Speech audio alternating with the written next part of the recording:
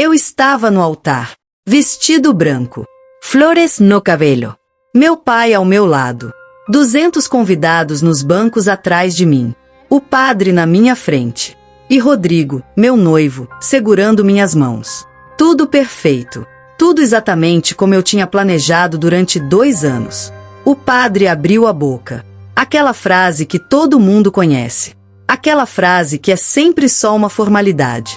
Se alguém tiver alguma objeção a este casamento, que fale agora ou se cale para sempre. Silêncio. Sempre tem silêncio. Mas não dessa vez. A porta da igreja se abriu. O barulho ecoou. Todo mundo virou. Uma mulher entrou. Vestido vermelho. Salto alto. Cabelo escuro solto nas costas. Ela não estava correndo. Não estava gritando. Estava andando devagar. Com calma. Como se fosse dona do lugar. Meu coração parou. Porque eu a conhecia. Ana. A melhor amiga de Rodrigo. A que estava sempre com ele. A que eu sempre achei estranha, mas nunca questionei. A que ele dizia que era como uma irmã. Ela parou no meio do corredor. Olhou para mim. Depois olhou para ele. E disse, com a voz mais firme que eu já ouvi na vida. Eu tenho uma objeção. Esse homem é meu namorado há 3 anos. O silêncio que veio depois foi ensurdecedor. Eu olhei para Rodrigo. Ele estava pálido. Não negou. Não disse nada. Só ficou ali, parado, como uma estátua. E eu soube. Ela estava dizendo a verdade. Soltei as mãos dele. Devagar. Senti minhas pernas tremoram. Mas não caí. Olhei para ela. Depois para ele. Depois pro padre. E disse, com a voz que consegui encontrar. Cancela. Saí do altar. Passei por ela. Passei pelos convidados. Passei pela minha mãe, que estava chorando. Passei pelo meu pai, que tentou me segurar. E saí da igreja. Sem o vestido rasgado. Sem drama. Sem gritos. Apenas saí. Deixa eu te contar como eu cheguei naquele altar. Meu nome é Camila. Tenho 29 anos. Conheci Rodrigo na faculdade. Ele era engraçado, carismático, popular. Todo mundo gostava dele. Inclusive eu. Namoramos 4 anos antes de ficarmos noivos. Ele era atencioso. Me ligava todo dia. Me levava para jantar. Dizia que eu era o amor da vida dele. Eu acreditei. Porque eu queria acreditar. Ana sempre esteve lá. Desde o começo. Ela era amiga dele desde a infância.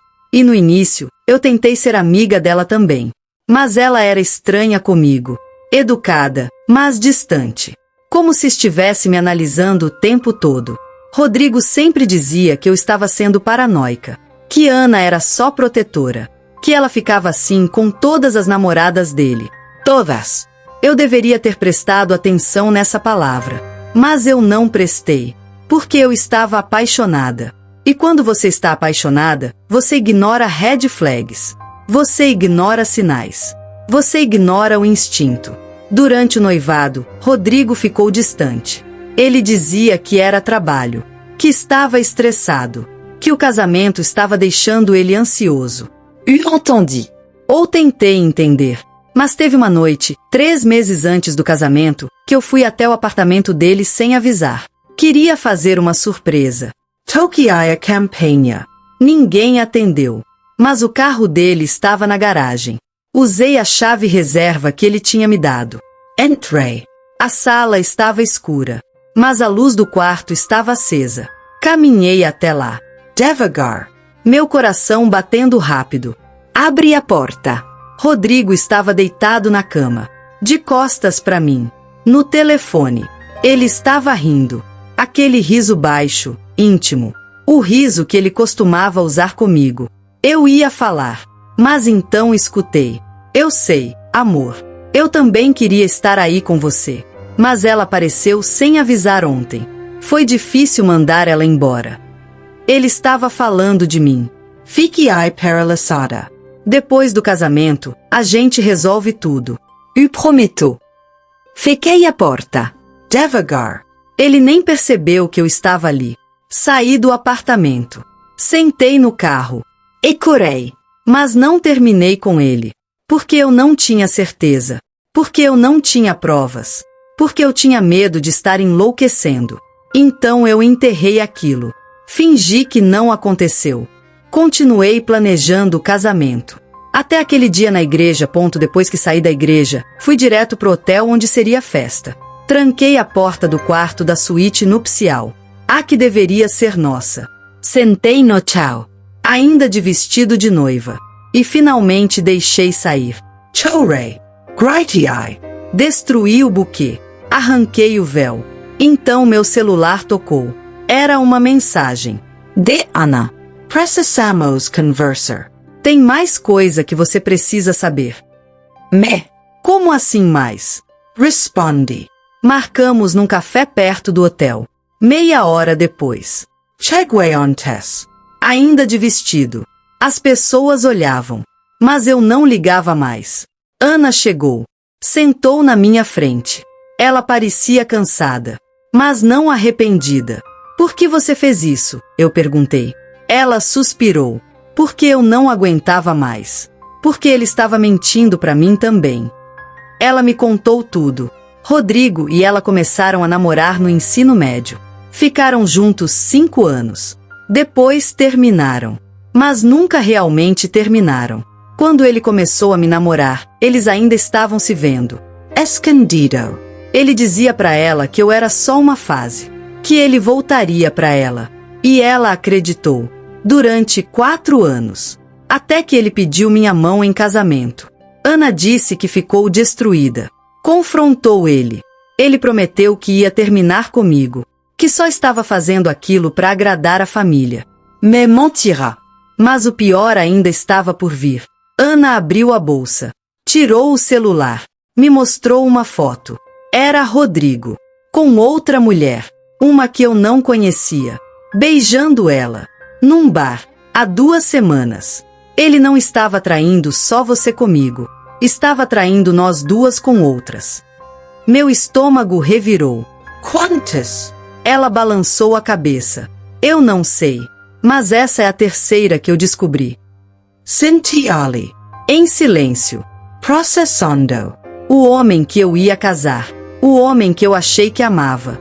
Era um mentiroso compulsivo. Traidor serial. Alguém que brincou com os sentimentos de várias mulheres ao mesmo tempo. E eu era só mais uma. Então Ana me contou a parte final.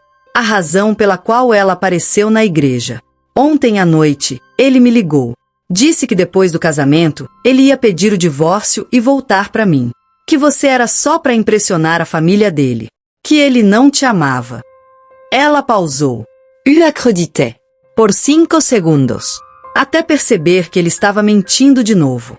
E percebi que se eu não fizesse nada, você ia casar com ele sem saber quem ele realmente era.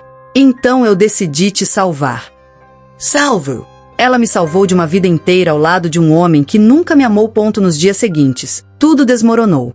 A família de Rodrigo me ligou. Pedindo desculpas. Dizendo que não sabiam. Mas algumas sabiam. A mãe dele sabia. A irmã dele sabia. E fingiram que não sabiam. Rodrigo tentou me procurar. Me mandou mensagens. Flores. Cartas. Dizendo que foi um erro. Que ele entrou em pânico. Que me amava de verdade. Bloqueei ele. Em tudo. Ana e eu não viramos melhores amigas. Não teve final feliz nisso. Mas teve respeito. Porque ela fez o que era certo. Mesmo sabendo que ia doer. Cancelei a lua de mel. Vendi o vestido. Doei as alianças. E comecei de novo.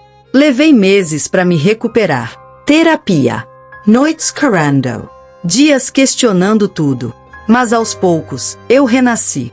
Aprendi que amor não é desculpa para aceitar mentira.